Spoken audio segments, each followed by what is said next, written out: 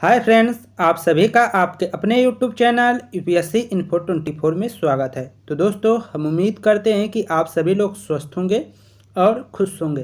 Friends, ये जो video है ये पीजीटी नागरिक शास्त्र का भाग 124 है। तो अगर आप टीजीटी, पीजीटी, एलटी ग्रेड और जीआईसी की तैयारी कर रहे हैं तो ये वीडियो आपके लिए है। दोस्तों, आप लोग वीडियो स्टार्ट करें इससे पहले कि आप लोग पेन और कापी लेकर बैठ जाएं। पेन कापी के बिना तैयारी नहीं होगी, तो पेन और कापी जरूर लीजिए और जो इम्पॉर्टेंट क्वेश्चन है उसको आप नोट कर लिया करिए, जो आपसे नहीं आ रहा है, नहीं बन पा रहा है। क्वेश्चन पहला होगा जो 46 नंबर से होगा। दोस्तों, क्वेश्चन है, समानता के प्रति आग्रह ने स्वतंत्रता की आशा को व्यर्थ बना दिया, यह कथन किसका है?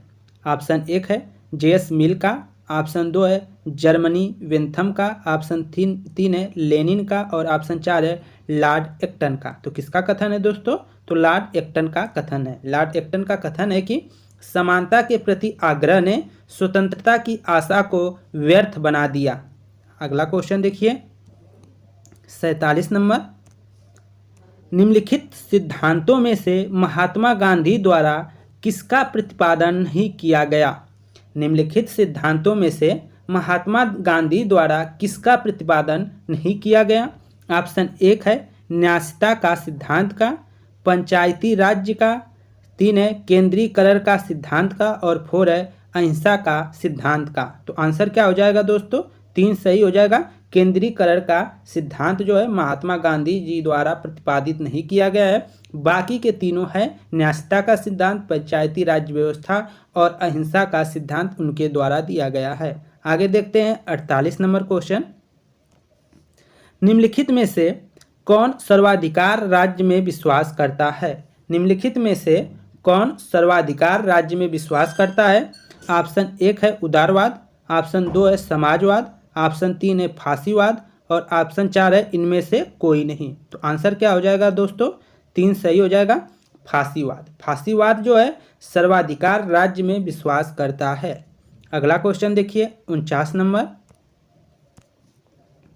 प्लेटो को राज्य के आदर्शवादी सिद्धांत का जनक इसलिए कहते हैं क्योंकि प्लेटो को राज्य के आदर्शवादी सिद्धांत का जनक किस लिए माना जाता है, ये आपको बताना है। उसने नगर राज्य के आदर्शों को बताया।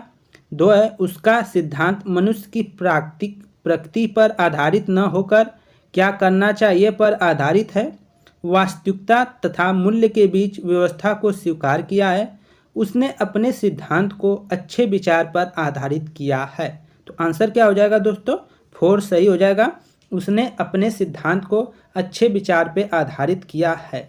तो आंसर 4 सही है। अगला क्वेश्चन 50 नंबर, किसका विश्वास था कि व्यक्ति अपने पिता की मृत्यु को भूल सकता है परंतु उसकी संपत्ति की हानि को नहीं भूल सकता?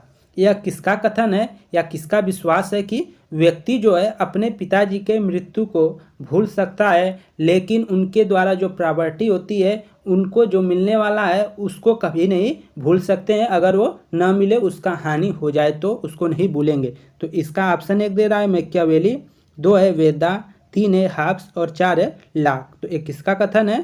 तो ये मैकियावेली का कथन है। मैकियावेली का विश्वास था कि व्यक्ति अपने पिता की मृत्यु को भूल सकता है परंतु उसकी संपत्ति की हानि को नहीं भूल सकता। अगला क्वेश्चन 51 नंबर, निम्नलिखित में कौन एक संयुक्त राष्ट्र संघ का उद्देश्य नहीं है? निम्नलिखित में से कौन एक संयुक्त राष्ट्र संघ का उद्देश्य नहीं है? तो सबसे पहले आप क्या करिएगा कि संयुक्त राष्ट्र संघ का जो उद्देश्य होगा उसको आप जान लीजिएगा कौन कौन सा उद्देश्य है। तो जो नहीं रहेगा उसको आप टिक कर सकते हैं। युद्ध रोकना और शांति स्थापित करना ये उद्देश्य में सम्मिलित है। मानव अधिकार और अंतर्राष्ट्रीय विधि के प्रति सम्मान जगाना ये भी सही है।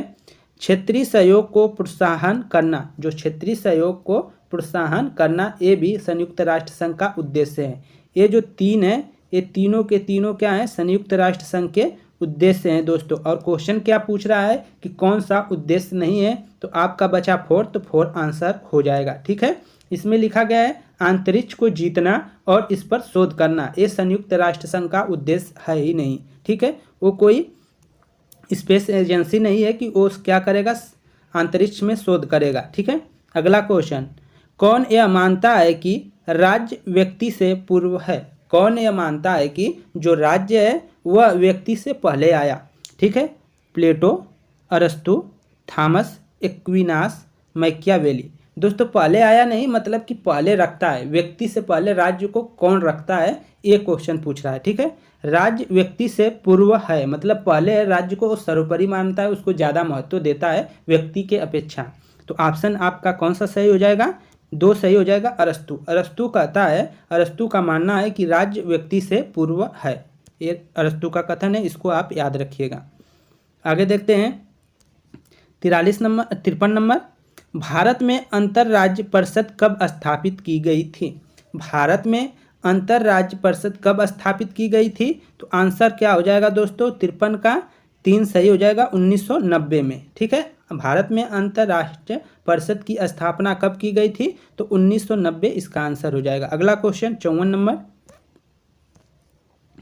निम्नलिखित में से किस एक सिद्धांतवादी ने कहा है कि मैं समस्त मानव जाति की एक सामान्य प्रवृत्ति, एक के बाद दूसरी शक्ति प्राप्त करने की शाश्वत तथा अनवरत अभिलाषा को प्रस्तुत करता हूँ, जो केवल मृत्यु के साथ ही समाप्त होती है? ऑप्शन 1 है हाब्स ने कहा है, या लाक ने, रूसो ने, ग्रीन ने। तो दोस्तों ये किसका कथन है? तो हाब्स ने कहा है। हाब्स ने कहा है कि मैं समस्त मानव जाति की एक सामान्य प्रवृत्ति, एक के बाद दूसरी शक्ति प्राप्त करने की शाश्वत तथा अनवरत अभिलाषा को प्रस्तुत करता हूँ, जो केवल मृत्यु के साथ ही समाप्त होती है। यह कथन हाब्स से संबंधित है। ऑप्शन 54 का आपका पहला हो जाएगा, हाब्स। आगे देखते हैं, किसने कहा राज्य का आधार शक्ति नहीं इच्छा है? यह क्वेश्चन बहुत ही बार पूछा गया है। किसने कहा राज्य का आधार शक्ति नहीं इच्छा है? ऑप्शन 1 है टी.एच. ग्रीन ने, ऑप्शन 2 है वेंथम ने, ऑप्शन 3 है जे.एस. मिल ने और ऑप्शन 4 है हेगल ने। तो आंसर क्या हो जाएगा दोस्तों?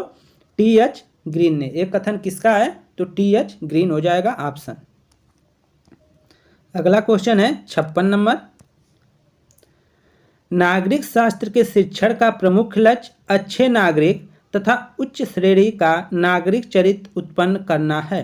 यह किसने कहा है? ऑप्शन 1 है E.M. व्हाइट ने, M.P. मोफाट ने, बीनिंग एंड बिनिंग ने, J.F.J. गाल्ड ने। तो किसने? गाउड ने। तो किसने कहा है दोस्तों? तो 56 का जो आंसर हो जाएगा वह 3 सही हो जाएगा, बीनिंग एंड बिनिंग ने। बिनी एंड बिनिंग ने कहा है कि नागरिक शास्त्र के शिक्षण का प्रमुख लक्ष्य अच्छे नागरिक तथा उच्च श्रेणी का नागरिक चरित्र उत्पन्न करना है। अगला क्वेश्चन है 57 नंबर,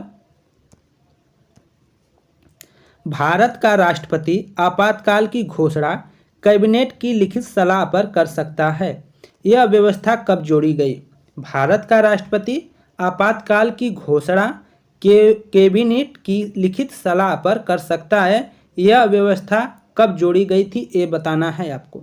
भारत के सर्वोच्च न्यायालय द्वारा, संविधान निर्मात्री द्वारा, 42वें संविधान संशोधन द्वारा, 44वें संविधान संशोधन द्वारा। तो यह कब जोड़ा गया था दोस्तों? आंसर हो जाएगा 44वें संविधान संशोधन द्वारा यह जोड़ा गया था कि भारत का राष्ट्रपति आपातकाल की घोषणा कैबिनेट की लिखित सलाह पर कर सकता है। अगला क्वेश्चन 58 नंबर, बहुत ही आसान क्वेश्चन है। आपको सूची 1 को सूची 2 से सुमिलित करना है। तो राजनीतिक समानता का मतलब क्या होता है कि एक व्यक्ति एक मतलब वोट देगा। ठीक है, एक व्यक्ति एक वोट देगा, कोई कितना भी बड़ा हो उसके वोट की कीमत बस एक ही है। ठीक है, चाहे वो कोई भी हो। और अगला है सामाजिक समानता। तो सामाजिक समानता का मतलब होता है कोई भेदभाव नहीं होगा। ठीक है, हम किसी भेदभाव का अंत करता है सामाजिक समानता। और इसके बाद एक देखते हैं आर्थिक समानता, और बचता है कानून के समक्ष समानता। तो ये वाला पहले के साथ हो जाएगा। आर्थिक समानता शोषण का अंत होगा ये, तो इसका मिलान कर लेंगे तो आपको आंसर मिल जाएगा। राजनीतिक समानता का होगा तीसरा, तो इसमें तीसरा देख लीजिए 2 है, तो आंसर आपका 2 सही हो जाएगा। ठीक है, आंसर आपका 2 सही हो जाएगा। आगे देखिए 59 नंबर क्वेश्चन, भारतीय संविधान का अनुच्छेद 44 संबंधित है। भारतीय संविधान का अनुच्छेद 44 संबंधित है, किससे संबंधित है फ्रेंड्स?